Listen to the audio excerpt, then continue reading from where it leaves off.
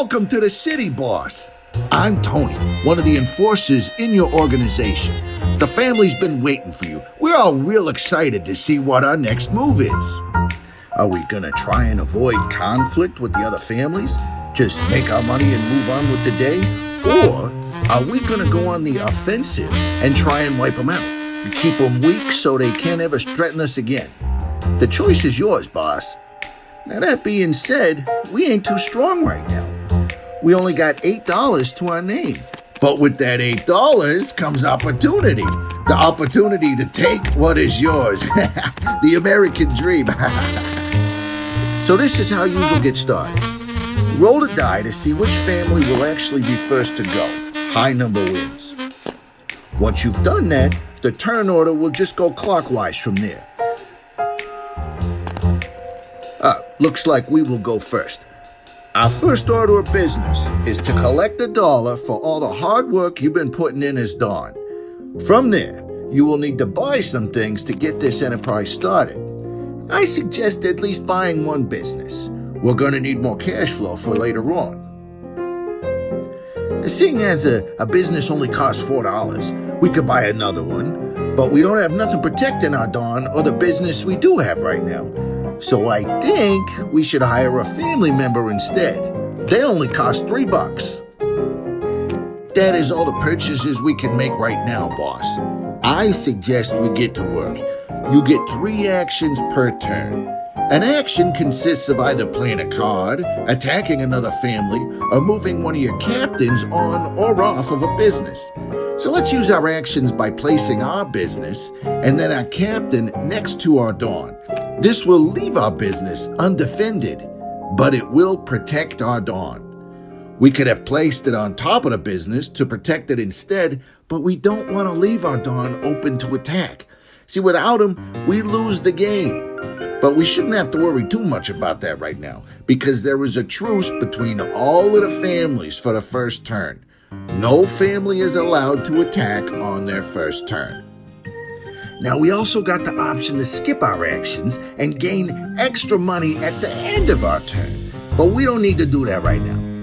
You get 3 actions per turn. But for now, that is all we can do.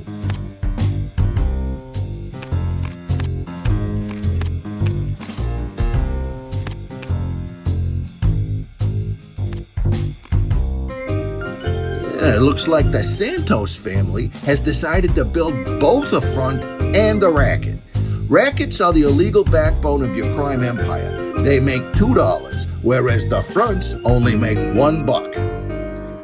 But rackets are dangerous if you don't have a front to disguise them. If that happens, the law might find it. And let me tell you, you do not want that to happen. So the Freeman family is taking a risk by not disguising their racket. They'll have to roll the die at the end of their turn to find out if the law found that racket. So they rolled an even number and they're safe. For now. If they'd rolled an odd number, then they would have had to draw from the law deck. Now this roll happens at the end of every turn and for every racket that the player does not have a front on top of.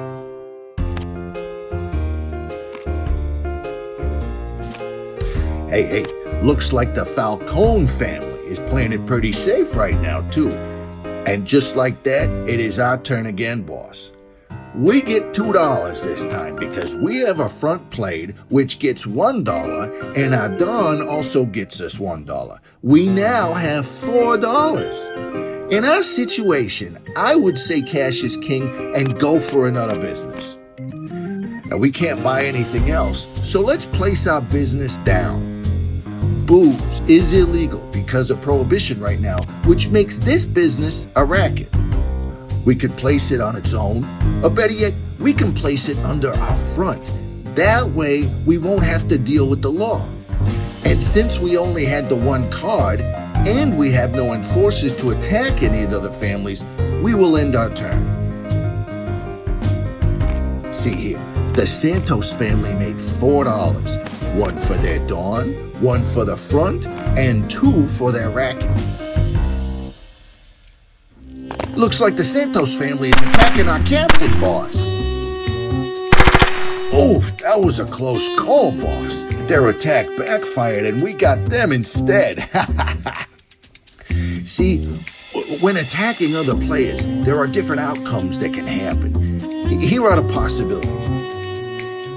As you can see, attacking can be dangerous, but you've got to do it if you want to hold your own in this city. You can also see if you're attacking a business, the odds are a bit more in your favor, seeing as how they ain't got no one protecting them.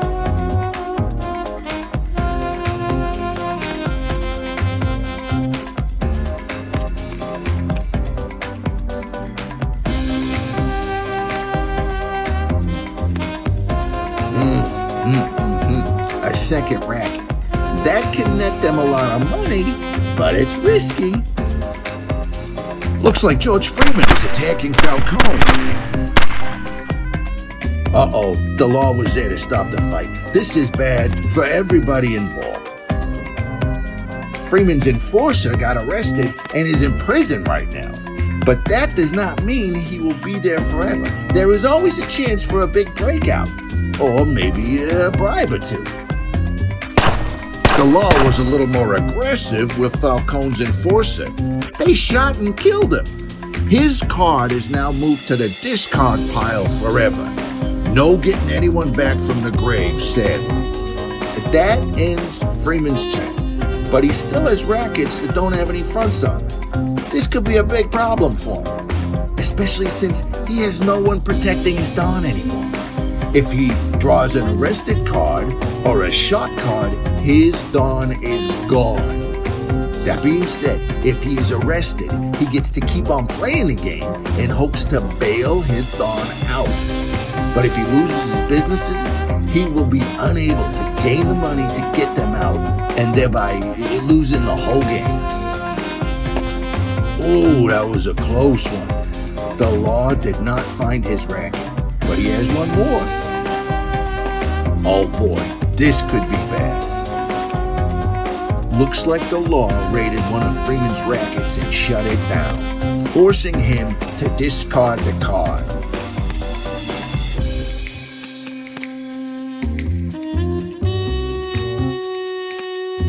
Now Falcone just drew his underboss.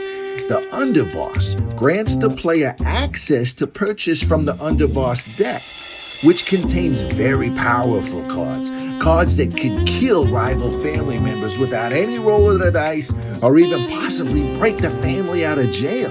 But these cards are expensive at $15 a pop. So we skipped ahead of it. As you can see, all four families have been building quite a bit. But this is where the war can really take off. Falcone retaliated and destroyed Freeman's rackets. Too bad he didn't have a captain protecting him. In order to attack a business, you must get rid of any captain that is placed on top of it. Same is true for rackets and fronts. As long as there is a card on top of another, the top card must be attacked first. Alright, it's our turn again. Look at that, we have $15 now. And we have the underboss. I think it's time we use him. It's expensive, but definitely worth it. Especially the St. Valentine's Day Massacre card. It is one of the most powerful cards in the game. Hey, let's go ahead and use it. That did a number on him, and we still have two more actions. Let's put them to good use. Another one bites the dust. Come on, boss, let's keep up the pressure. Oh, that hurts. Oh well, you can't win them all. Well, it looks like the war between the families is going to last for quite some time. But I think you is ready to start doing things by yourself now. I recommend going through the rule book for the finer details of the game and for the descriptions of what every icon and type of card does. Not to mention to learn the special abilities each family has. Oh yeah, did I forget to mention that? If you're wanting to add a bit more flavor and variety to the game, each family has their own unique special ability. But as for the basics, you should be good to go now.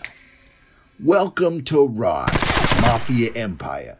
Check out SideshowGames.net for more info and other games.